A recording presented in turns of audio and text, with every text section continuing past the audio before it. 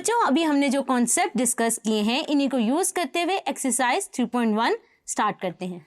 सबसे पहला क्वेश्चन हमारे पास क्या है, अगर ए मैट्रिक्स दी हुई है तो हमने शो डैट करना है कि A4 जो है वो आइडेंटिटी मैट्रिक्स के बराबर है। I2 का मतलब है यानी 2 क्रॉस 2 की आइडेंटिटी मैट्रिक्स के बराबर लाना है। तो A लिख लेते हैं।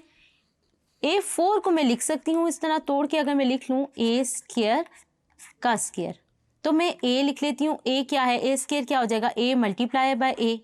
तो हम इसको मल्टीप्लाई कर लेते हैं, यानी हमने A को A के साथ मल्टीप्लाई करना है।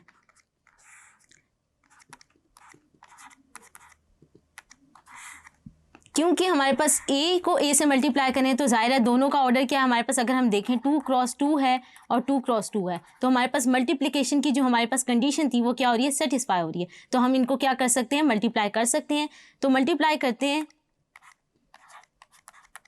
मल्टीप्लाई के लिए हम क्या करते हैं, हम ये वाला कॉलम जो है ये उठा के इधर क्या बना देते हैं, रो बना देते हैं।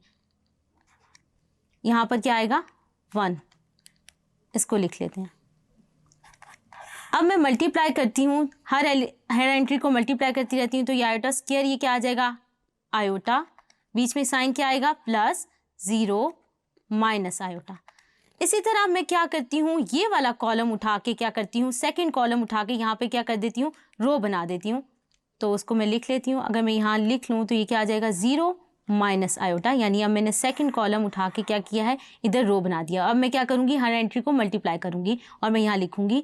तो क्या आएगा, 0 0 multiply by 1 0 minus iota multiply by 0 क्या आएगा 0, और माइनस आयोटा जब मल्टीप्लाई होगा माइनस आयोटा से तो क्या आ जाएगा, माइनस आयोटा स्क्वायर, और आयोटा स्क्वायर की वैल्यू क्या होती है, -1, तो यहाँ से +1 आ जाएगा। तो मैं ये लिख लेती हूँ और बीच में क्या आएंगे, प्लस साइन, वो हमने दिखा दिए। अब हम यहाँ से एवोलेट कर लेते हैं। तो आयोटा स्क्वायर होता है -1 के, और आयोटा माइनस आयोटा क्या आ जाएगा 0, और इसी तरह ये क्या आ जाएगा 0, और ये क्या आएगा 1। अब मेरे पास ये बच्चों किसका आंसर आ गया, A स्क्वायर का। तो अब मैंने क्या करना है, दोबारा क्या करना है, इसका क्या कर लेना है, A स्क्वायर को अब दोबारा मल्टीप्लाई कर देना है A स्क्वायर से, तो मेरे पास A4 आ जाएगा। तो जब मैं इसको दोबारा मल्टीप्लाई करूंगी यानी A स्क्वायर को मैं लिख लेती हूँ। अब मैंने क्या करना है, इन दो मैट्रिसेस को मल्टीप्लाई करना है। तो जब मैं इनको मल्टीप्लाई कर लेती हूँ तो आप रिजल्ट देख सकते हैं स्क्रीन पे हमारे पास क्या आ गया है, which is equal to the matrix identity matrix of 2 cross 2। जैसा कि आप स्क्रीन पे देख सकते हैं, तो हमने प्रूफ कर लिया है कि A की पावर 4 जो है वो इक्वल आ गई है I2 के। तो बच्चों आपको मल्टीप्लिकेशन ऑफ मैट्रिसेस का कॉन्सेप्ट समझ आया होगा। Thank you.